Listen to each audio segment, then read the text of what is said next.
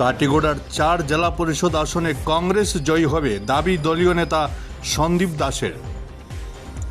কাটিগড়ার 4 জেলা পরিষদ আসনে কংগ্রেস বিজয়ী হবে বলে দাবি করলেন জেলা কংগ্রেসের সাধারণ সম্পাদক কাটিগড়ার কংগ্রেস নেতা সন্দীপ দাস। তিনি সাংবাদিক বৈঠকে জানান, শুধু গুমরা মহাদেবপুর জেলা পরিষদ আসনে কংগ্রেস 5000 ভোটে জয়ী হবে। মোহনপুর শালচাপড়া জেলা পরিষদ আসনে রেকর্ড ভোটে জয়ী হবে Congress. Bureau report Barak vision. আমি আপনাদের শুভেচ্ছা জানিয়ে এবং যারা আমাদের স্পেক্টেটার্স আছেন তাদের সবরে অভিনন্দন জানাইয়া যে লাস্ট যে পঞ্চায়েত ইলেকশন হয়ে গেছে এটার মধ্যে আমরা কাটিগড়া সাইড সেক্টর জেলা পরিষদ আসন সম্ভাব্য আমরা দ্বিতীয়, বিশেষ করে এরিয়া পূর্ব কাটিগড়া যেটা মোহনপুর শালচাপড়া জেলা পরিষদ এবং পশ্চিম কাটিগড়া যেটা গুমরা মহাদেবপুর জেলা পরিষদ, এই দুইটা আমরা কোনো কম্পিটিশনই হন না, আমরা বিপুল ভোটে জয়লাভ করি।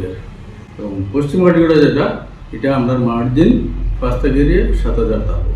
সম্ভবত মোহনপুর শালচাপড়া জেলা পরিষদ যেটা এটা আমরা হয়তো আসামের মধ্যে রেকর্ড ভোটে আমরা জিতবো। এটা আম জনতার অভিমত এবার দল মতর ঊর্ধ্বে উঠিয়ে এরিয়া আমরা যে ত্রয়োবাসী দাস, সেই ত্রয়োবাসী দাসকে পশ্চিম কাটিগড়ায় বিপুল ভোট মানুষের দিচ্ছেন।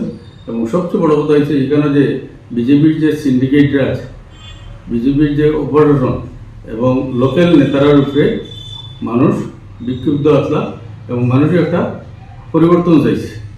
মানুষ শ্বাসশুদ্ধ অবস্থায় আছে, সেই পরিবর্তনের হাওয়ায় আমরা নিশ্চিত আমরা দ্বিতীয় এবং এটা মার্জিন 5000-এর ঊর্ধ্বে তাপ একবারে নিশ্চিত।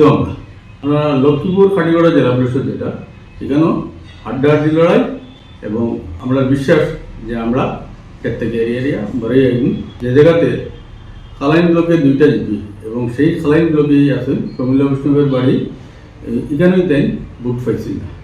তার হুমজিপিতেও আমরা বিশ্বজিৎ মালাকারের স্ত্রী যে কর্ণালী মালাকারে এখানে লিড করবা এবং লক্ষ্মীপুর জিপিতেও আমরা লিড পাইনি।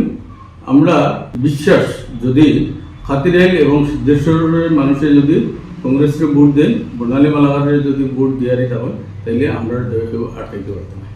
গ্রাম পঞ্চায়েত নির্বাচনের ঠিক প্রাক মুহূর্তে আপনাদের কংগ্রেসে একটা বিতর্ক সৃষ্টি হয়েছিল জেলা কংগ্রেস সভাপতি এবং স্থানীয় বিধায়ক খলিলুদ্দিন মজুমদার নিয়ে ভোটের টিকিট প্রদান নিয়ে টাকার দাবি দেওয়া নিয়ে বিভিন্ন সংবাদ মাধ্যমে বিতর্কিত কিছু সংবাদ প্রকাশিত হয়েছিল। এর কি প্রতিক্রিয়া আপনাদের ভোটে পড়েছে, প্রভাব পড়েছে? দেখুন, বিতর্ক তো সব রাজনৈতিক দলই থাকে, তো এই বিতর্কের প্রভাব যেটা এটা আমরা কাটিগড়াতে পড়ছে না, কারণ এখানে আমরা বিধায়ক পঞ্চায়েত ইলেকশনে সক্রিয়ভাবে এই কাটিগড়াতে আসতেই না।